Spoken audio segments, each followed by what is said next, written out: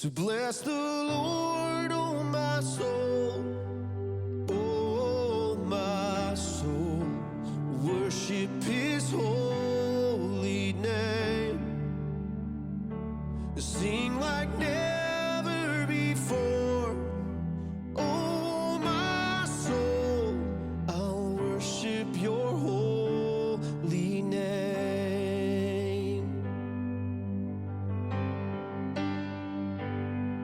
The sun comes up, it's a new day dawning.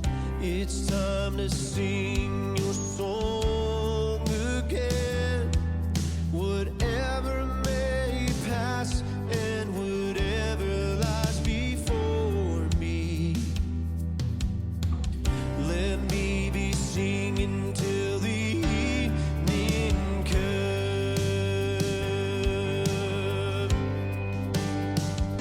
So bless the Lord, oh my soul, oh my soul, worship his holy name, sing like never before, oh my soul, I'll worship your holy name.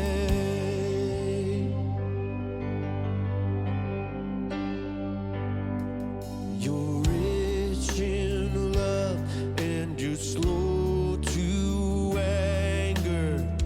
Your name is great and your heart is kind. For all your goodness I will keep on singing. 10,000 reasons for my heart to find.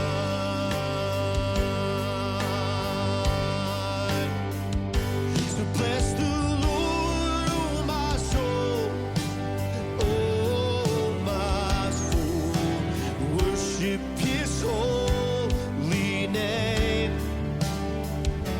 sing like never before, oh my soul, I'll worship your holy name.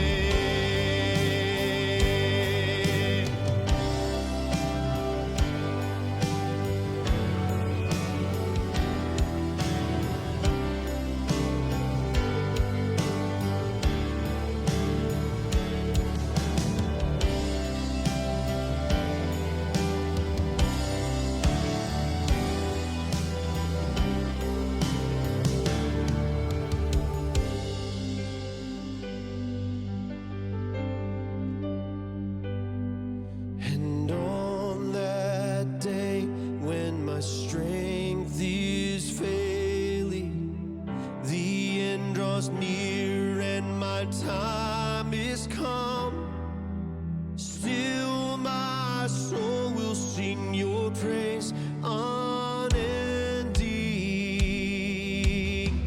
10,000 years and then forevermore.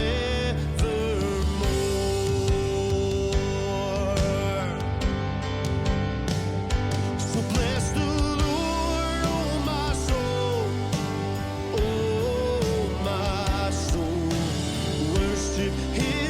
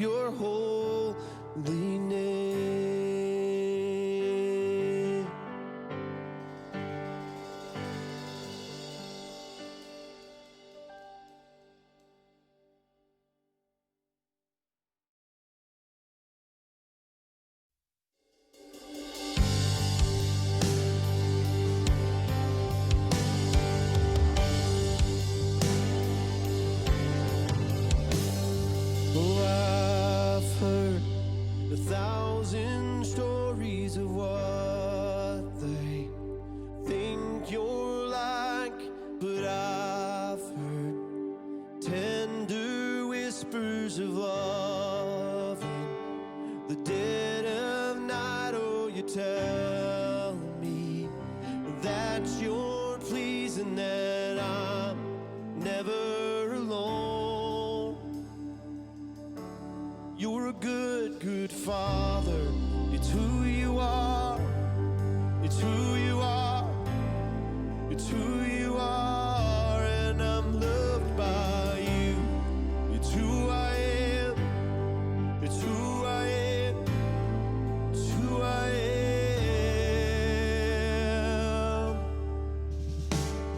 Oh, I've seen many searching for answers, far and wide, but I know we're all searching for answers. Only you provide, 'cause you know just what we need before we say a word. You're a good, good Father. It's who you are. It's who you are. It's who you are, and I'm loved by you.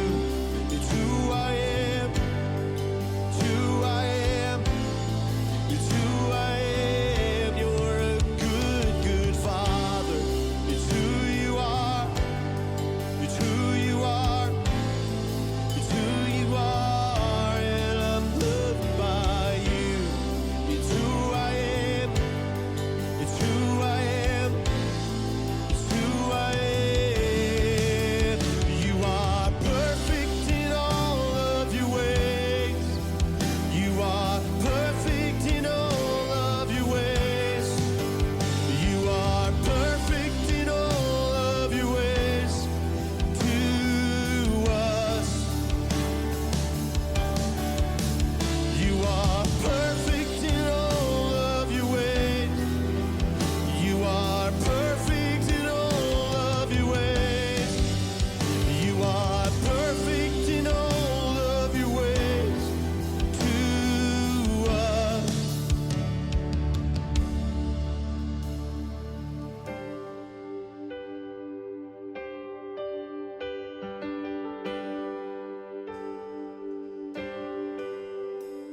Oh, love so undeniable, I can hardly speak.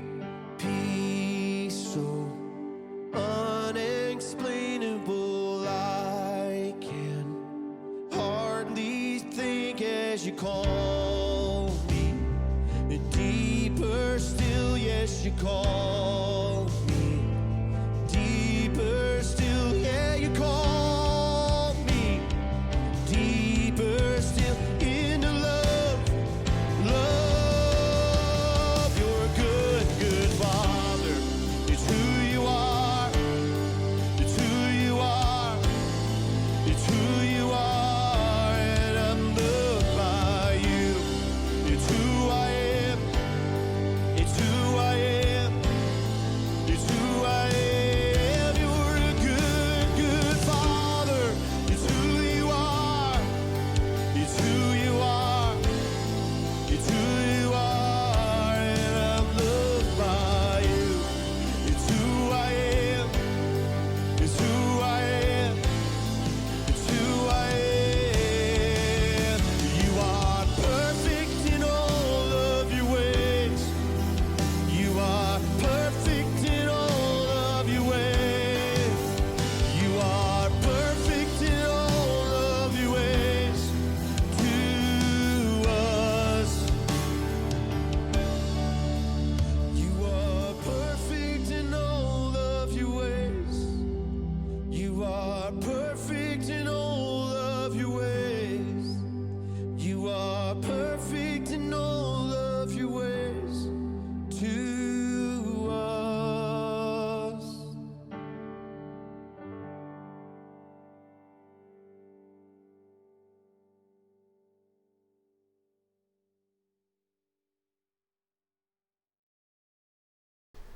We're going to be in Galatians chapter 5, and I kind of was thinking about, like, what is Paul getting at in this passage, and God kind of gave me an illustration of this week. I was taking down a really dead old maple at work, right? And this maple was probably been dead for 2 years, right? I mean, all the bark's coming off. Okay, that kind of dead tree. Crispy is what we like to call it. It was very, very crispy. And so it was still pretty tall. It was probably about 50 foot, maybe 45, somewhere around there. But I get it to where it's down, right? And I have a colleague of mine, as I'm folding up the bucket truck, coming down, he's like, I'll go cut your notch. I said, that's fine, that's good. He's still learning, and it's good for him to try those things. And so he goes and he cuts his notch, and he and it's a good thing, and he does a pretty good job lining it up. You know, there's lines on a professional chainsaw. You may have noticed that. Most chainsaws have them, but not all. And those lines are called felling lines, and allows you to line up your notch, make sure you hit your mark, right? Whatever you're aiming for. And in this case, we were aiming for some logs so we don't damage the yard.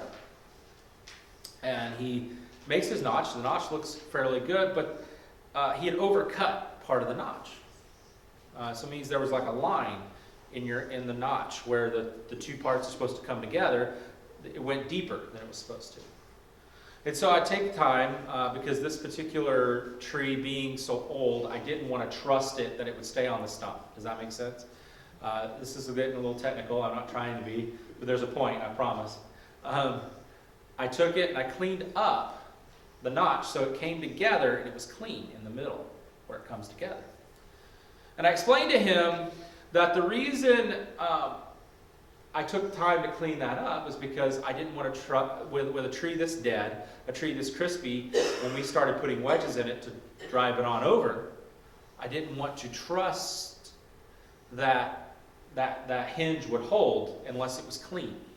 Does that make sense?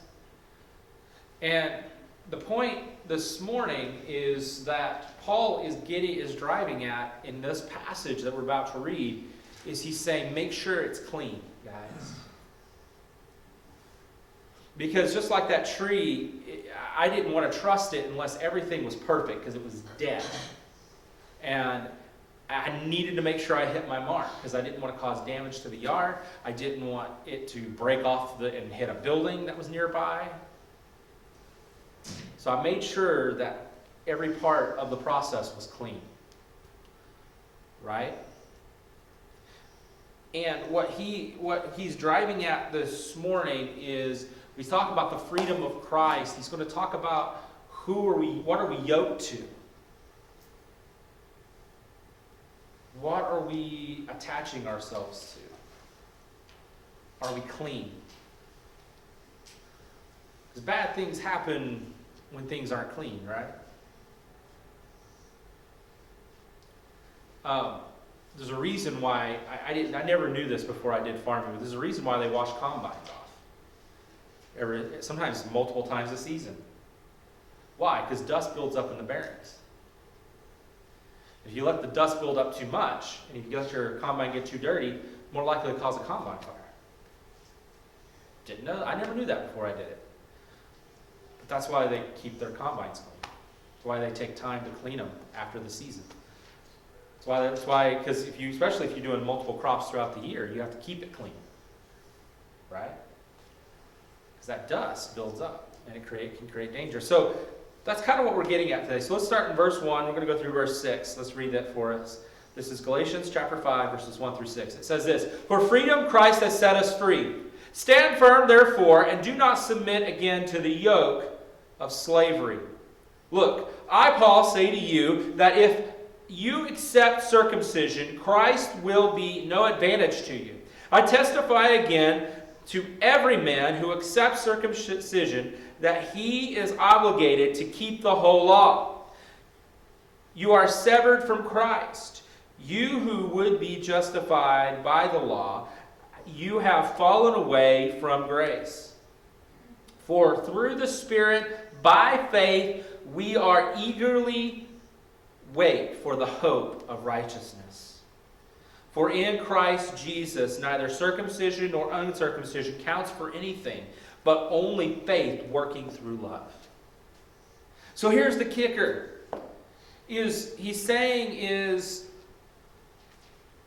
What he's kind of getting at this morning is this, is that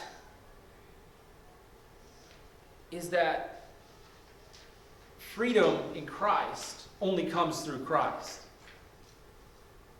Freedom through Christ only comes through Christ. Let's go on and read verses 7 through 12, and then we'll go back. It says this, "You are running well. Who hindered you from obeying the truth? This persuasion is not from him who calls you. A little leaven leavens the whole lump. I have confidence in you, the Lord, that you will take no other view. And the one who is troubling you will bear penalty, whoever he is. But if I, brothers, still preach circumcision, then why am I being persecuted? In that case, the offense of the cross has been removed. I wish those who unsettle you would emasculate themselves." Ow. The word emasculate is equivalent to castration, by the way. Ow. Always made me laugh, some people are like, well, you can't, Pastor, you can't say this. Don't get me wrong, there are definitely lines you can't cross when you're a public speaker, okay? It always made me laugh because when you read passages like this, Paul is like, hey, I wish they'd go castrate themselves. Ow! Right? Pretty blunt, right? He's saying if anything comes between us and Christ, if any person becomes between you and Christ, it's better they go emasculate themselves, to go castrate themselves. He's saying it's better to cut off a body part than to offend and to separate ourselves from Christ. Ow. But that's the point here. All right, so let's read the final passage here. Verses 13 through 15. It says this, "You were called to freedom, brothers. Only do not use your freedom as an opportunity for the flesh, but through love serve one another. For the law is fulfilled in one word, you shall love your neighbor as yourself. But if you bite and devour one another, watch out that you are not consumed by one another."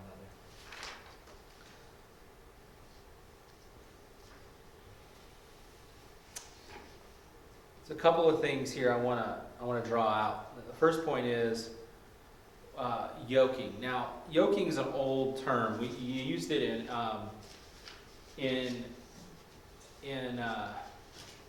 the olden days to yoke oxen. So you'd pull a plow with it. It was an agricultural thing, right? And in the old days, you always yoked your best team to do things like, plowing or,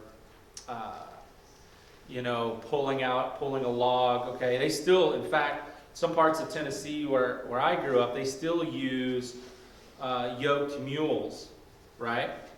And the reason they use yoked mules is because some of the ground's so rugged there and so steep, you can't get heavy equipment in there, right? So they will actually come in and log certain areas that nobody else can access or get to. And so a yoke is something that is the beast of burden. It's the way to use their power, right? The problem is what happens when you get somebody who doesn't know how to control that yoke behind it. And what oftentimes happens in our own lives is we yoke ourselves to things that are not beneficial to us. Are you hearing me? We attach ourselves to things that aren't really helping us in our walk with the Lord.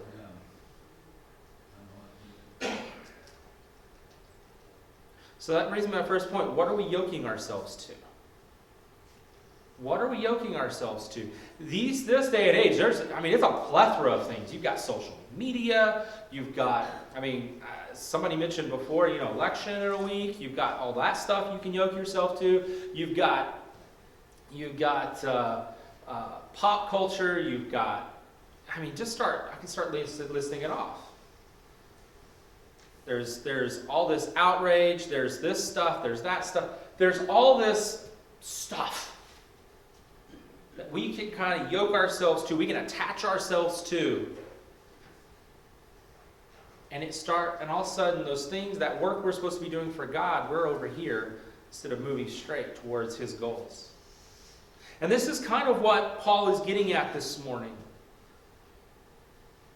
Because what does it say there? It says, do not submit to the yoke of slavery. What are we supposed to be yoked to? Jesus. He's the one supposed to be guiding us. He's the one that's supposed to be pushing us forward, driving us in the straight line, right? We're not supposed to be yoked to slavery. We're supposed to be yoked to the freedom of Christ. And a yoke by itself some people would say, well, yoke there is a negative.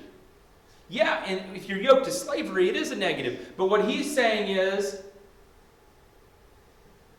if yoking to slavery is bad, the inverse is true. Yoking ourselves to Christ is good.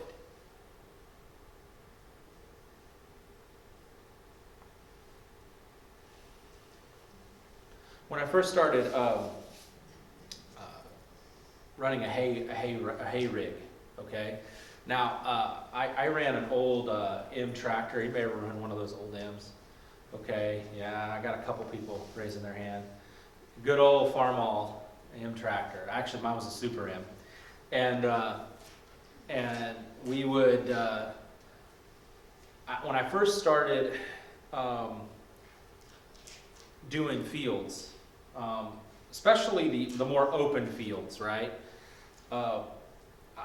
The farmer had to go and do the outside for me.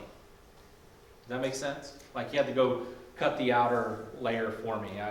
I was new, and he didn't trust me next to the fence lines. I don't blame him, right? And but as time went along, I did this probably about 5 years. As time went along, I didn't need his help anymore, right? Because I learned how to keep the tractor straight. And I had to take time to focus, to keep my focus on where I was going. Right?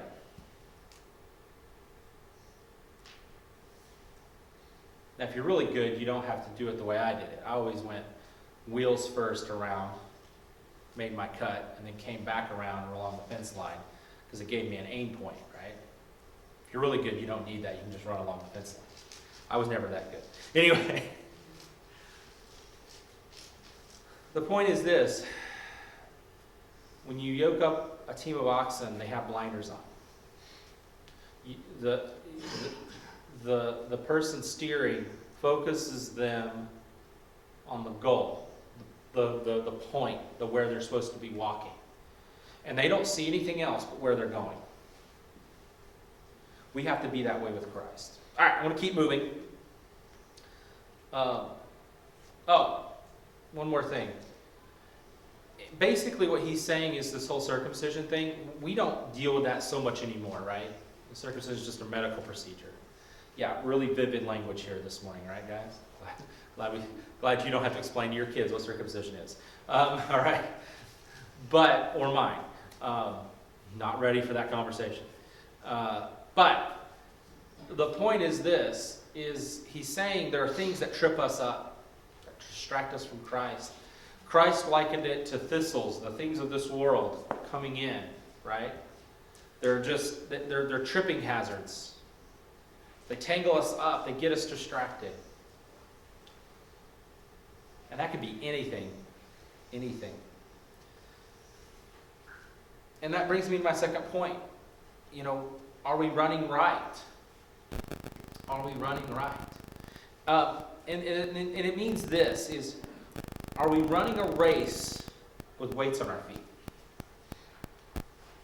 You ever tried running a race? Look, when you're kids, you do a run race, Imagine running with 10-pound weights on your feet. You'd get stronger, sure, but you're going to have a hard time winning anything. And there's some runners that train that way. But you never run a race that way. You would never run a race with the weights on your feet. Why? Because you want to be as light as possible. You want to run with a purpose. You want to run and use that strength that you've built up to feel as light as a feather.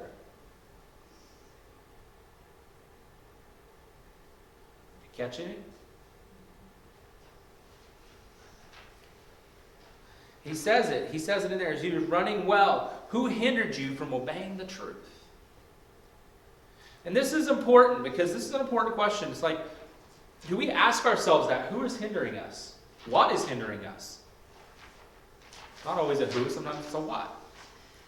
Those are important. I want to make that clear. That's an important spiritual discipline. Are we asking the right questions? The reality is anything that replaces Jesus in our lives, right? But even more than that, anything that even hinders our progress. Some people want a list of do's and don'ts.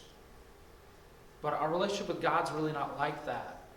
When I agreed to get married, I agreed to set all things aside that were distractions. Right?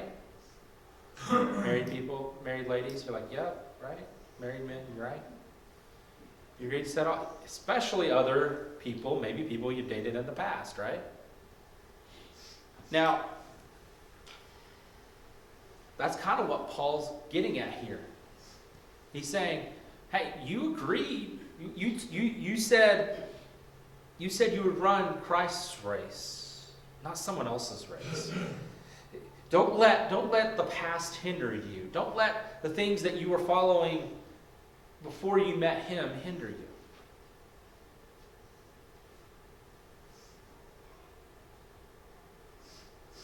Don't allow the things, this world, to pressure you.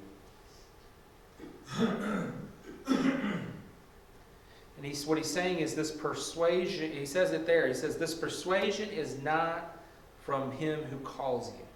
A little leaven leavens the whole lump. A leaven is yeast. If you just put a pinch of yeast in dough, what happens? It spreads. Give it a few hours, and guess what? That yeast bacteria is going to spread throughout the entire lump. It may take a little time, especially put just a little bit amount, but it's going to get there. My mom used to make sourdough bread. It's kind of a specialty of hers, and eventually she actually started a business for about 7 years. And she eventually got up to 250 loaves a week. A week of sourdough bread. To this day, I don't think I still don't eat sourdough bread. But it was actually really good bread. She had like 3 or 4 flavors. It was really awesome. But there were people who would like track her down just to get her bread for special events. The secret was the starter. Her starter was like, from the time it started to the time it ended up being like, the colony that she had for yeast was like 10 years old. I don't think she ever truly restarted from scratch the starter. So starter is the yeast bacteria, right? And she just would take some warm water, take some, I think it was a little bit of sugar, I think is what you add into it, and a couple other things. And you just kind of mix it together, and then you put it you leave it out for an hour, and then you put it in the fridge. And the sourdough would just get a little bit of that.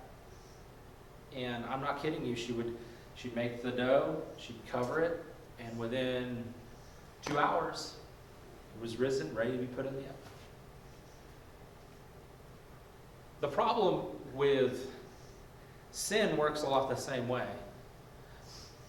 the things of this world will work a lot of the same way. Letting just a little bit in darkens our heart. Makes us a little less shiny. It's like a smudge on a mirror. It makes the mirror not look quite right.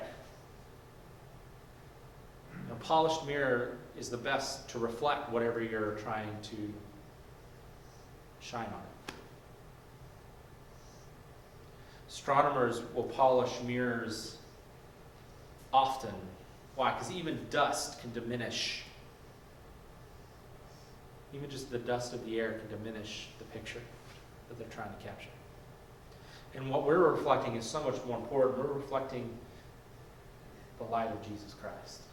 That's why it's so important to make sure that we examine ourselves. Do you know what the hardest spiritual discipline is in the modern day and age? Anybody tell me? I'm going to tell you right now, it's not reading your Bible. It's not even praying. Be still. There it is. Yeah. Just to listen. Just to be still. Just to be quiet before the Lord. Because if you ask him a question like this, you can't just say, okay, Lord, just show me what I gotta change, and then go about the rest of your day. It takes time. It takes time. One of my favorite people, his name's Colby.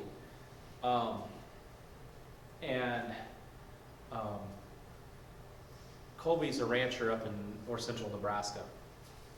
And still a good friend of mine. I call him often. And if he knew I was using him as an illustration, he might, skid me a lot. But this is actually a positive one. He would call me often. He goes, "You ever had God talk to you while you were doing this?" I'm like, "Well, yeah." Like, just speak to your spirit. He goes, "Yeah. What is that all about?" And we'd sit there and we'd talk about it. Now, him being a rancher, he was often alone and in a quiet place. Usually on the backside of some sandhill somewhere, right? And I envied him a little bit. Why? Because he always had the ability to get quiet. For some of us, that's not so easy. It takes some effort to get quiet. It takes some discipline to get quiet. To ask the questions that Paul is asking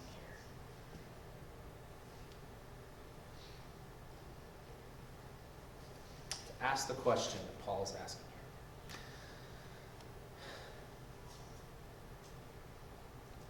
He says this in the final two verses.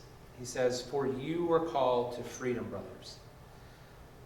Only do not use your freedom as an opportunity for the flesh, but through love serve one another. For the whole law is fulfilled in one word. You shall love your neighbor as yourself." Not an individual word, but a word as in a sentence. "But if you bite and devour one another, watch out that you are not consumed by one another." I love what he says there. He says, no opportunity. No opportunity. I'm a little bit of a history buff. Okay, some of you may not know that about me, but I love history. To my wife's chagrin sometimes, because I'll make her watch a history movie or something along those lines, right? Some historical piece, right? But there's an old military formation called a shield wall. Anybody familiar with what a shield wall looks like? I got one up there on the screen. Yeah, that's a shield wall. Now, I don't know about you, but I would not want to attack that. I would not want to attack that. A shield wall, the whole purpose of it is to allow no opportunity for the enemy to get through, to get by. Now, there's two parts to this, the last two verses that I read. Now, everything up to this point is about examining ourselves, right? He talks about examining ourselves for freedom, make sure that we're following Christ, that we're not allowing these things to disturb us, these outside things, these things that we're not part of the gospel, these things that were not part of following Jesus Christ. Don't allow other people to distract. There's only one philosophy, and that's Christ's philosophy. And he gets at the heart of it. Love one another. Love one another, he says. He says that you shall love your neighbor as yourself. All the law. Christ said it this way. He said, love the Lord your God with all your heart, soul, mind, and strength, and love your neighbor as yourself. The entire law can be summed up in these two things. We tend to add a lot of things. So that shield wall, no opportunity. Remove an opportunity of the flesh. Remove the opportunity to devour one another. Unity looks like that. It means nobody's going to mess. Nothing's going to mess with our Living Hope family. And yes, we're going to expand that shield wall. We're going to, but we allow nothing. We're not going to allow the enemy in. And that enemy is not a person, right? Because it says we do not wrestle against flesh and blood, right? The Bible says that. The powers and principalities. And yes, our own flesh. What defeats us? What defeats us? It's when we turn on each other. It's when we turn on ourselves. It's when we become our own worst enemy. A shield wall, the only way to defeat the shield wall is to break it up. So in your family, it starts with your family. Strong church starts with a strong family. In your family, are you tight together, or are you devouring one another? In our church, are we tight together, or are we devouring one another? Guys, I went deep today. This is deep stuff. And I could have gone deeper, but I felt like if I just got through these 3 points. But what are you yoked to? Are you running right? You give no opportunity. Now, get to some application here. We need to check ourselves often, don't we? We just do. I mean, I know I do. I get so focused and hyper-focused on one thing. Whether it be my job, or my family, or whatever. But all of those things are better served when I'm closer to Jesus. When I'm closer to God. Too many times we allow the worries and the stress of this world, or the politics, or the Facebook posts. You ever seen the page? You ever find this Facebook post just exhausting? I surely do. Or you get mad at one.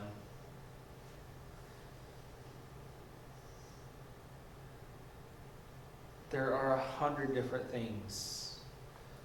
The cultural outrages that don't allow us to forgive one another. I was going to mention this, who's ever heard the term recently, outrage culture or cancel culture?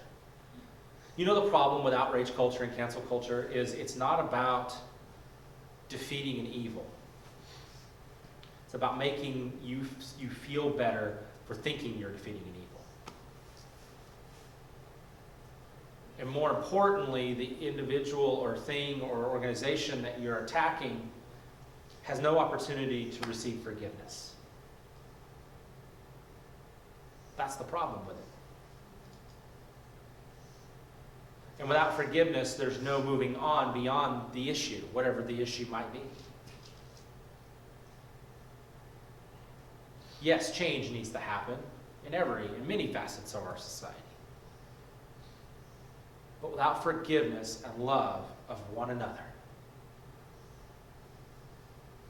and I'll out the old term, golden rule, love your neighbor as yourself. there's no opportunity to move on. If you want to know how this sermon applies, because we don't have circumcision, we don't have the law of Moses anymore. Not like they had to deal with it back in those days, right? But what we do have are these little things that pick away at us. Pick away at our love. Pick away at our freedom. Pick away at what we're supposed to be. We are supposed to be unified, shield wall, loving one another as a church. Everything else becomes a second. And you know what? When you begin to deal with love and forgiveness and unity, a lot of other things start to fall away. They become less important. Mountains become molehills. You hear what I'm saying? Why? Because I've forgiven you. You're good. We can move on. That's not always easy. And sometimes it can still hurt even once you've forgiven, right? That's why sometimes forgiveness is a process. So to close this morning, I just want to search our hearts. Is there someone you need to forgive? Is there an issue you just need to let go because it's working you up? Maybe it's a social media break.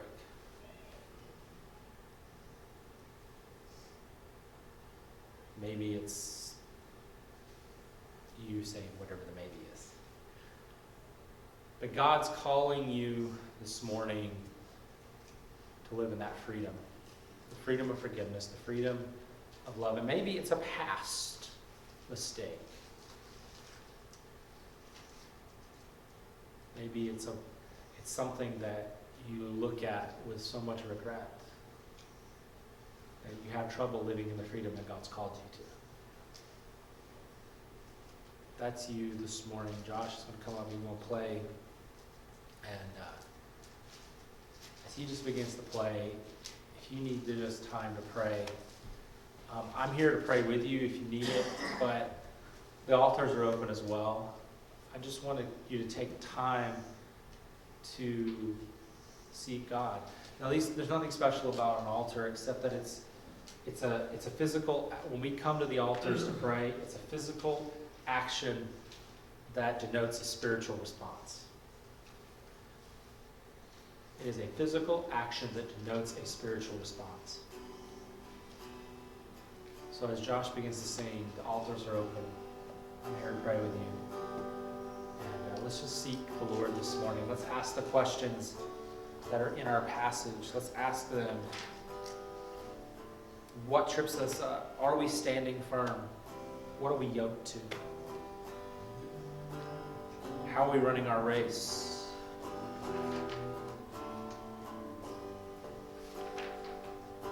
And what opportunities are we giving? Are we giving opportunities to God and Christ? Or are we giving opportunities to the flesh?